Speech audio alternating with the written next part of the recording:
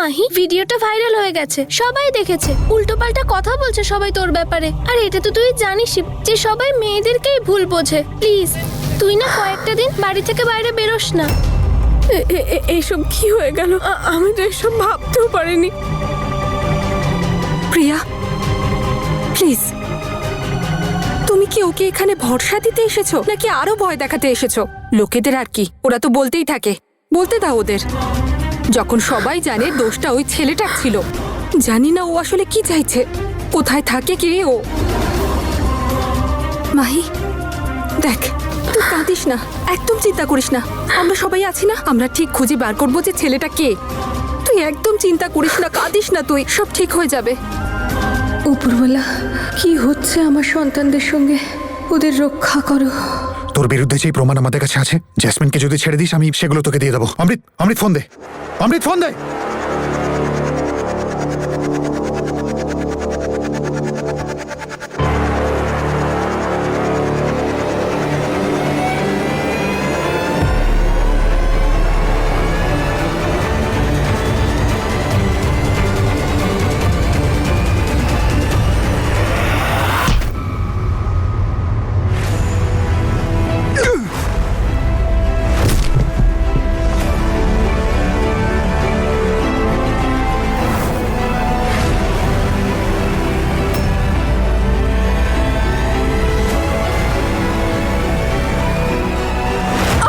তনু, তনু দেখে, তনু।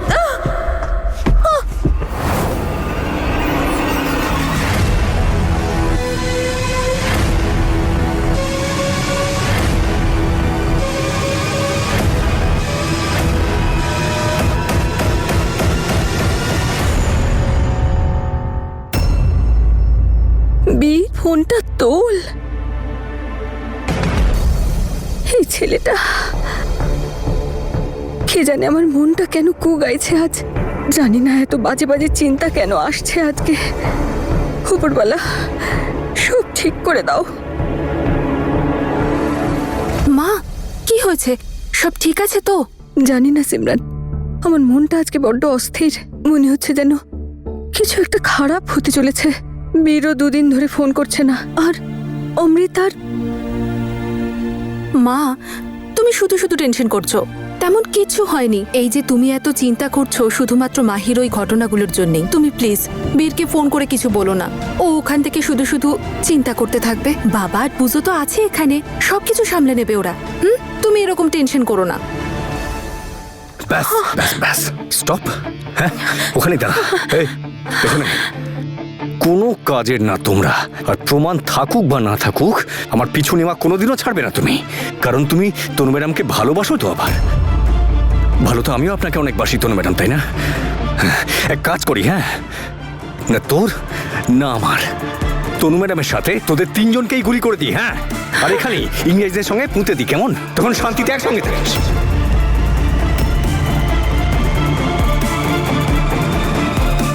ভালোবাসিস তুই ওকে? তুই ভালোবাসিস তনুকে? এটা কেমন ভালোবাসা অঙ্গদ, যে তুই তনুকে মারতে চাস একবার নয়, তাও আবার দুবার? তোর মানসিক ভারসাম্য ঠিক নেই অঙ্গদ।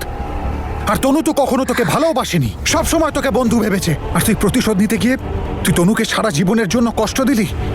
এটা কেমন ভালোবাসা অঙ্গদ? আমি খুব ভালো করে জানি যে এই সবকিছু আপনি ইচ্ছে করে করেছেন।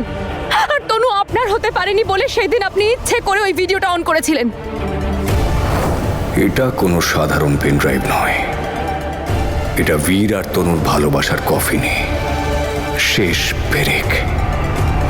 আপনি চালিয়েছিলেন তো এই ভিডিওটা, কারণ আপনার ইগো হার্ট হয়েছিল, কারণ তনু আপনাকে বিয়ে করতে চায়নি। আর তনু সরাসরি বীরকে সন্দেহ করলো, ও ভাবলো যে এই সবকিছু বীর করেছে। আপনি সব সীমা ছাড়িয়ে গেছেন মিস্টার অঙ্গদ, তারপরেও আপনি বলছেন যে আপনি তনুকে ভালোবাসেন। আর আমার আর বীরের একটা সম্পর্ক আছে, সেই সন্দেহ আপনি ঢুকিয়েছিলেন তনুর মাথায়। সেই দিন থেকে ও আমাদেরকে ঘৃণা করতে শুরু করে। আরে কি করেননি আপনি? আপনি সেই সব কিছু করেছেন যা বীর আর তনুর সম্পর্কটাকে ভাঙার জন্য যথেষ্ট ছিল, আর ওদের জীবনটাকে শেষ করে দেওয়ার জন্য। আপনি করেছেন তো এই সব কিছু। And I'm proud. তনু ম্যাডামকে অন্য কারোর কাছে দেখতে পারবো না, আমি বুঝতে পেরেছো? ও তো তোর হয়েই যাচ্ছিল বল, ও তো তোকেই বিয়ে করতে চলেছিল, তাহলে কেন মারতে চাইলি ওকে? কারণ তোর এই গুলি করে দেবো একে একদম। তোর বাচ্চার মা হতে যাচ্ছিল, তোপর পরে দাঁড়িয়েছিলাম আমি, ছেড়ে গেল আমাকে। হ্যাঁ কি করতাম বল? এত সহজে ছেড়ে দিতাম ওকে যাতে তোর সঙ্গে ঘর সংসার করতে পারে? হ্যাঁ নো নো, কি করিনি আপনার জন্য তনু ম্যাডাম, কি করিনি?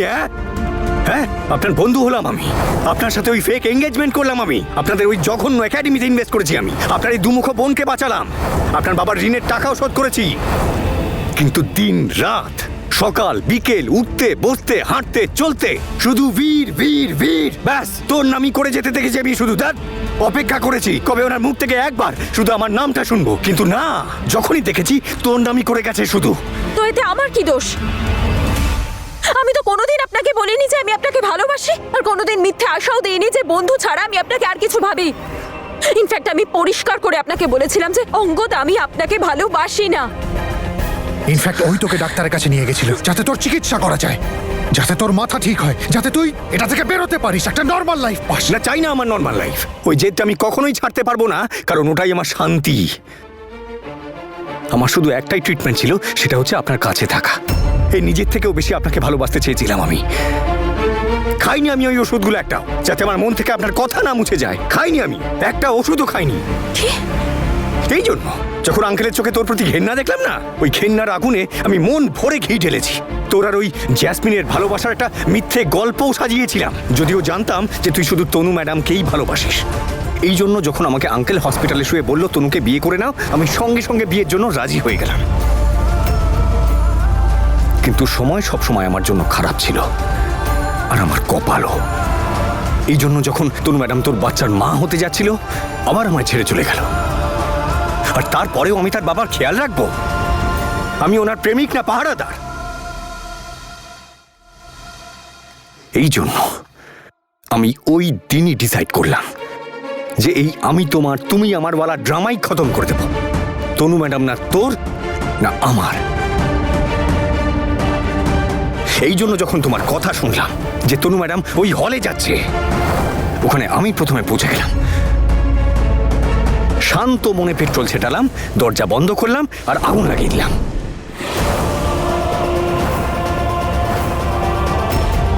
কিন্তু ভাগ্যটা দেখ, ঠিকই বলে লোকজন, অনেকের ভালো করেছেন আপনি, অনেকের আশীর্বাদ আপনার সঙ্গে আছে, ভগবান আপনাকে ঠিক বাঁচিয়ে নিল। কিন্তু আফসোস, আপনার গর্ভের সন্তান এত লাকি ছিল না, সে বাঁচতে পারলো না। অঙ্গদ! আরে আরে বীর, হ্যাঁ মরার জন্য উতলা নাকি? Back off bro, back off. Tanu ম্যাডামকে পেয়েছে কিছুক্ষণের জন্য, জাস্ট ব্যাক অফ।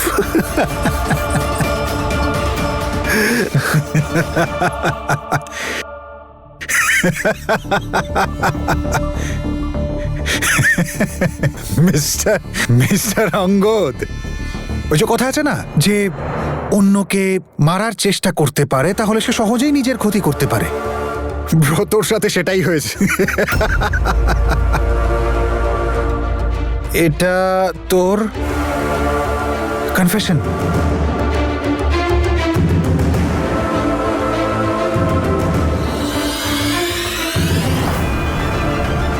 আর এটা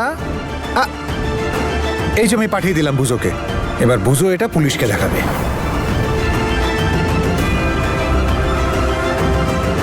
তুই যে খেলাটা শুরু করেছিলি না অঙ্গদ, সেটা আমরা শেষ করে দিয়েছি।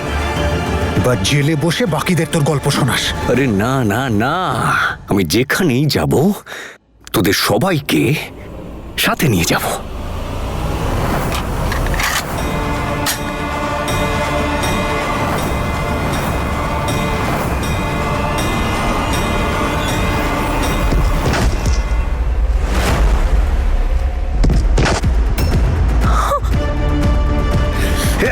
দাদা,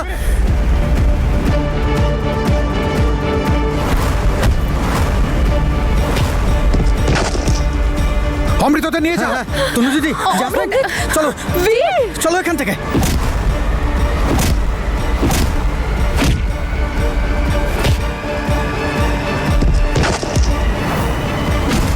বীর! দাদা সাবধানে। বীর!